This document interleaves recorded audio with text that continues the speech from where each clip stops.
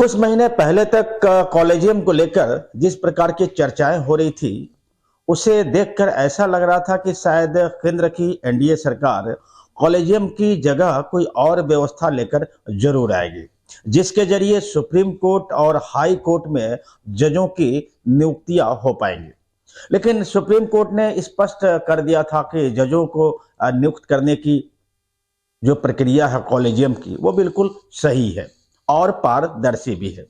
जबकि देश के कानून मंत्री किरेन रिजिजू ने कई बार सार्वजनिक मंचों से पूरे देशवासियों से यह बताने की कोशिश की थी कि कॉलेजियम व्यवस्था पारदर्शी नहीं है।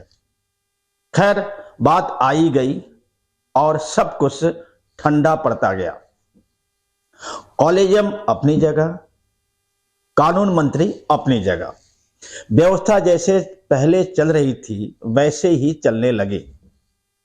जिन्हें कॉलेजियम व्यवस्था से नाराजगी थी या जिन्हें कानून मंत्री की बातों को सुनकर यह लगने लगा था कि शायद बहुत जल्दी ही कॉलेजियम की जगह कोई नई व्यवस्था लागू होने जा रही है, उन सबकी उम्मीदों पर पानी फिर गया।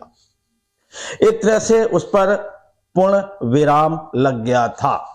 लेकिन आपको जानकर हैरानी होगी कि कॉलेजियम को लेकर देश के कानून मंत्री के दिल में कोई ना कोई टीस जरूर है।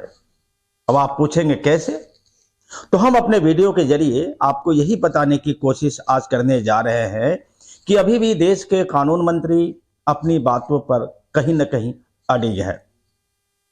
हम सारी बातें बताएंगे, दिखाएंगे भी, सुनाएंगे भी। बस आप बने रहिए हमारे वीडियो के साथ और देखते रहिए विजडम न्यूज। नमस्कार, मैं हूं शंकर विश्वकर्मा। हमारे चैनल की टैगलाइन है न इधर न उधर, सच की डगर।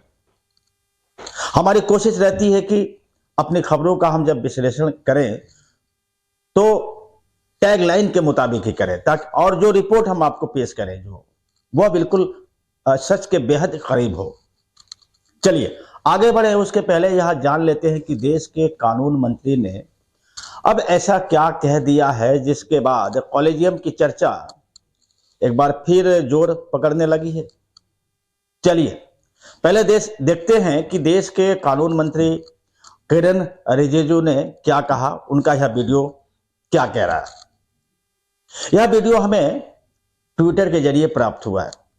अगर किसी कोर्ट में केसेस सालों सालों तक पेंडिंग है और जजेस के पास टाइम नहीं है या किसी वकील ने उसको उस तरीके से पेश नहीं किया, डेट लेते रहते हैं। कभी कभी तो जज भी डेट दे देते हैं, 1 डेट, 2 डेट, 3 महीने, साल भर। जो लोग न्याय देने का जिम्मेदारी लेके बैठे हैं उन्हीं के माध्यम से न्याय नहीं देने का काम भी होता है।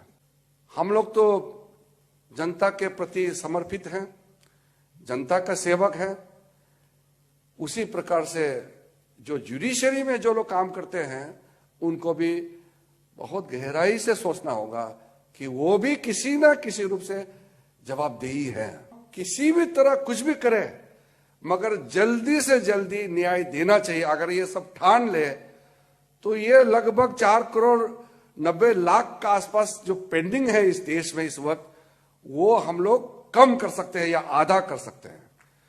लेकिन हम ही अगर सिस्टम में उलझे रहेंगे फिर तो न्याय देना बहुत कठिन होगा और समय पर न्याय नहीं मिलेगा तो फिर फायदा नहीं है। कभी कभी पॉलिटिकल स्टेटमेंट आते हैं। अभी 3 दिन पहले इस देश का एक पॉलिटिकल पार्टी के नेतृत्व ने फिर हम पे सवाल उठाया। नरेंद्र मोदी जी जब प्रधानमंत्री का पदभार संभाला तब से लेकर के आज तक शुरू से एक ही बात उन्होंने देश के सामने में रखा कि हमारा संविधान हमारा बहुत ही पवित्र किताब है और संविधान से देश चलेगा। संविधान में बहुत क्लियर से लिखा हुआ है और संविधान के जो भी व्यवस्था है अगर उसको बिगाड़ने का काम करेगा तो देशवासियों को सोचना होगा कि ये बिगाड़ने का काम कौन कर रहा है। कई साल पहले कुछ ऐसे कदम उठाए गए थे सरकार में जो लोग थे सरकार में कि जजेस का सीनियरिटी को सुपरसेशन किया गया, ऐसा ऐसा काम किया कि पूरा कमिटेड जुडिशरी का जो कॉन्सेप्ट है, उस समय ही ये डिबेट और डिस्कशन हुए थे कि कमिटेड जुडिशरी चाहिए सरकार के लिए, कि जो भी जज बने वो सरकार के लिए ही काम करना चाहिए, ऐसा लोग सोचते थे। लेकिन हम सोचते हैं जो भी जज बने वो देश के लिए कमिटेड हो, सरकार के लिए नहीं। तो हमारे लिए committed judiciary for the country, और कुछ लोगों के लिए कमिटेड जुडिशरी मतलब उनके पार्टी के प्रति कमिटेड होना चाहिए। इसमें अंतर है। संविधान के जो प्रावधान है उसके हिसाब से चलेगा तो जुडिशरी, एग्जीक्यूटिव और लेजिस्लेचर के बीच में कोई तनाव नहीं होगा। हम भी अपने दायरे से आगे ना जाए, पार्लियामेंट में जो कानून बनाते हैं वो भी जो व्यवस्थित तरीके में जो अधिकारित किया गया है उसी तरीके से कानून पारित हो, और जुडिशरी भी जो सीमित आपको रोल दिया गया है संविधान में, आप भी उसी दायरे में अपने आप को बांध के रखिए। हम भटकने का प्रयास करेंगे तो फिर दूसरे ओर से जरूर आवाज उठेगा। इसलिए एक मधुर संबंध के साथ हमको चलना है। इसलिए कोई अगर कहता है कि हमारे सरकार की जुडिशरी को हम कब्जा करने चाहते हैं, वो कहने वाला और जिन्होंने ये सोचा है वो अपना गिरेबा में झांक के देखना चाहिए कि उनका सोच क्या है। मोदी जी का सोच को आगे बढ़ाने का पुरजोर प्रयास कर रहा हूं कि भारतीय भाषाओं में हमारे कोर्ट में बहस होना चाहिए। कई गलतियां की है। एक गलती 1966 में उस समय का जो कैबिनेट था, उन्होंने हिंदी भाषा और जो भारतीय भाषाओं को कोर्ट में कैसे लगाई जाए उसके लिए चीफ जस्टिस को लेटर भेज दिया, और 1966 में एक बार भेज दिया, आज तक वापस नहीं आया। अंग्रेजी कीजिए सुविधा के लिए, कॉमन लॉ चलता है हमारा देश में, इंग्लिश लॉ, और बाहर से हम लोगों का काफी तालमेल रहता है तो अंग्रेजी चलना चाहिए, और इंटरनेशनल लैंग्वेज है ठीक है, लेकिन अंग्रेजी ही चलना चाहिए ठीक नहीं है। तो जिस हाईकोर्ट में जो भाषा सुविधा है उस भाषा को भी आगे बढ़ाना चाहिए। तब तो पता चलेगा ना, उस जो गरीब आदमी को पता चलेगा ना क्या बहस हो रहा है। और कोई कोई वकील तो आप लोग खराब मत पाइए, मैं आप लोग में तो नहीं होता होगा, कोई लोग ऐसे ऐसे अंग्रेजी बोलता है जानबूझ के, वो चाहते कि वो ना समझे, ऐसे भाषा इस्तेमाल करता है, कंफ्यूजन क्रिएट कर देते हैं। तो इस तरीके से आप सोचिए, मतलब आपका कलाबाजी दिखाते हैं और जिसको न्याय देना है वो फंसे रहते हैं, क्या चल रहा है उसको पता नहीं है। इसलिए सरल भाषा, सरल तरीके से अगर हम काम करेंगे तो नतीजा हमारे सामने में आएगा। हम बाकी दाव पेंच में ज्यादा फंसना नहीं चाहिए। जो बड़े वकील होते हैं वो भी ये कोशिश करें कि छोटे छोटे जो जूनियर हैं, नए नए वकालत कर रहे हैं, उनको उभरने का मौका दें। पूरा कब्जा करके मत बैठिए, केस बांटिए, लोगों को सिखाइए, उसको भी उठने दीजिए। अंग्रेजों का दबदबाव वो चले गए 1947 में, दबाव क्यों रहना चाहिए? मानसिक रूप से अंग्रेजी सोच इसको तो खत्म करना चाहिए। तो आपने सुना है मोदी जी ने वहां लाल किला के प्राचीर से घोषणा किया है, कोई भी अंग्रेजों के जमाने का या कोई भी फॉरेन चीज जो भी हमारे यहां दिखता है खत्म कर दो। तो हम लोगों ने प्रयास शुरू कर दिया है। अब अंग्रेजी कानून लगभग खत्म हो गए हैं। मैं एक बिल भी इंट्रोड्यूस कर चुके हैं पार्लियामेंट में।